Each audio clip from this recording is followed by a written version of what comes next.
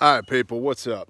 I just watched a video that was posted on Pastor Joe's Patreon page from Travis Maddox. I'll put a link down here to his channel, who's one of our patrons and one of Pastor Joe's patrons. I was unaware that he had a channel. But the long and short of what he was saying, and he was kind enough to refer back to Viking Preparedness and myself in his video regarding coomp, come out of her my people, which is a phrase started by the Most High and then picked up on by Pastor Joe that then I just hitched my wagon to that. But he was talking about this concept that people out here in the sticks aren't near as prepared as they think they are, and they're probably not any more prepared than people in the city by and large. I would agree with that. So first and foremost, I was standing here as I was watching that video thinking about how by this time next year, it's Thanksgiving Day right now. And yes, these are pink boots coming up into my face because I have very important things going on right now. By this time next year, I want to be producing 50% of our calories off of this piece of land. 50%. And some of you are probably thinking to yourself, what's wrong with you, wussy? Why can't you do 100%? And some of you are probably thinking 50%. That's too much. Well, oh yeah, squid shirt. Squid shirt, by the way. It's not too much.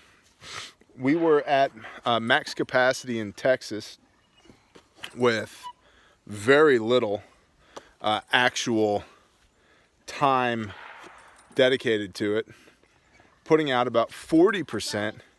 No, I don't want your boogie. You keep it. You keep it. No, it's for you. You keep it. No. You keep it. We were putting out 40% of our own calories out of our backyard. 40% of a 5-person household out of our own backyard. So out here, surely I can get to 50% with 6 people, right? And so that was running through my mind as Travis was talking about this, talking about the concept that a lot of people out here in the country think, well, yeah, when it all hits the fan, I'll just go hunting. Well, I've said before many a time, if you think you're going to hunt, trap, fish, and scavenge your way through SHTF, you're lying to yourself, because if you could, you'd already be doing it. You'd be doing it right now, and I guarantee you, you're not. That doesn't mean that those aren't useful skills, but they're not going to provide 100% of your calories. Conversely, those of us out here in the sticks playing at homesteading, there's not a way right now going into winter that I could provide 100% of my caloric needs off of this piece of land right now. But it's a goal to work towards. So what I think I'm going to do is by this time next year, get to 50% off of this piece of land. And then next year, ramp it up from there. And maybe I'll get to 90%. There's gonna be some things, right? Sugar, y'all produce your own sugar? Yeah, me either. Honey, maybe, you could do that. Sorghum, yeah.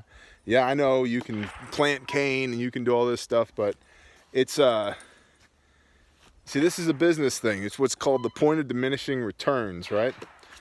How much of your time and energy is it worth to develop a patch of sugar cane and press it and cook it and dry it to get granulated white sugar or granulated brown sugar or whatever? It's not, because right now it's cheap, so you can just buy a bunch of it, put it in buckets, and have it in perpetuity for the rest of your life. Ish, right?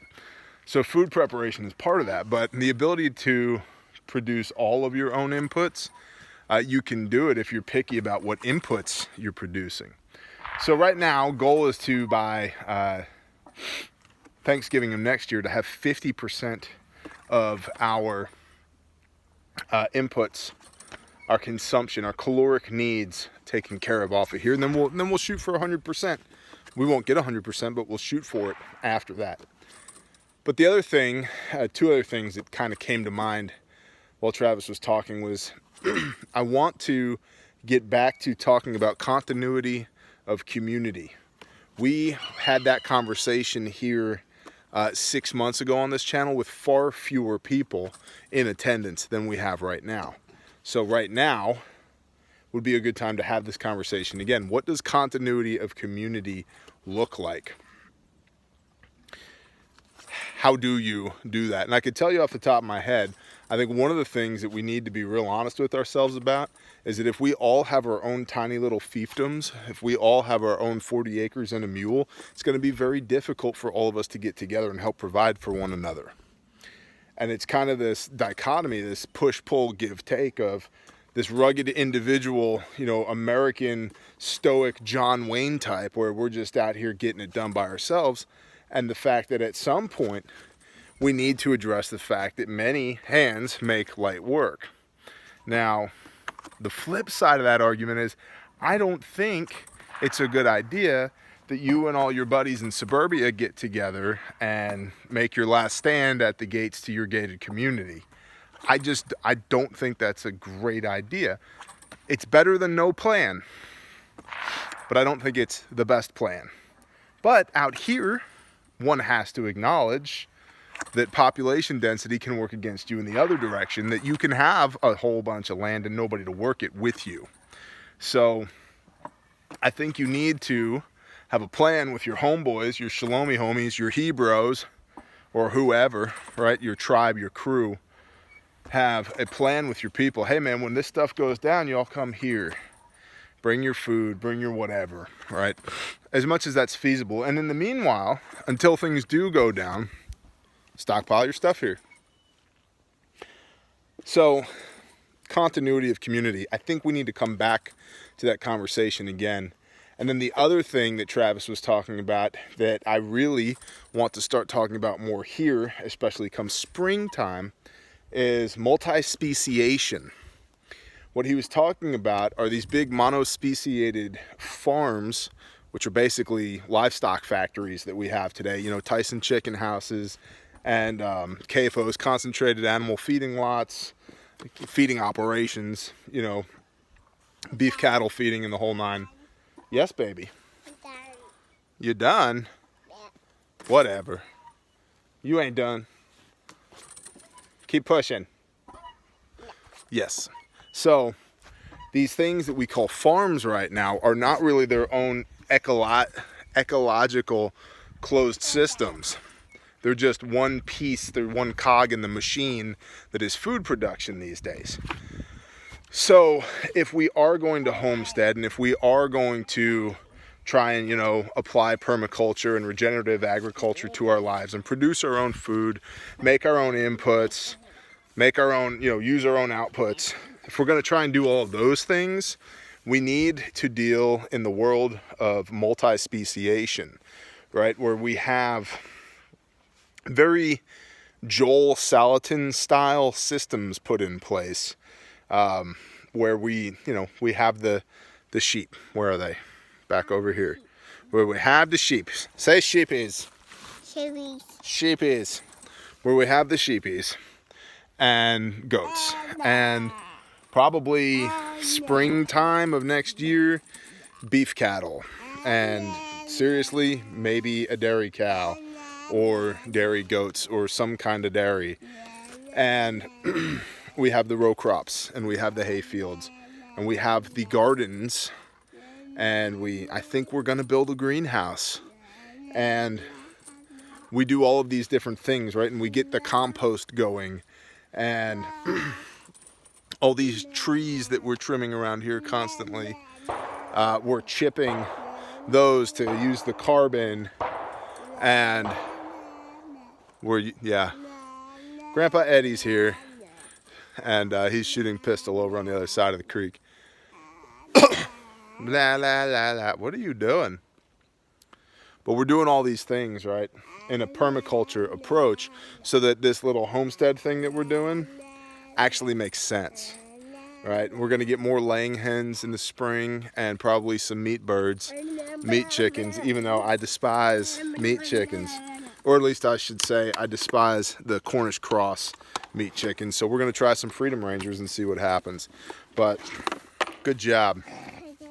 The idea being to actually take this thing to the next level. So multispeciation, got dry mouth, multispeciation here on the farm, and continuity of community, and then also the idea that, you know, maybe population density, and to a certain extent, is working against us out here.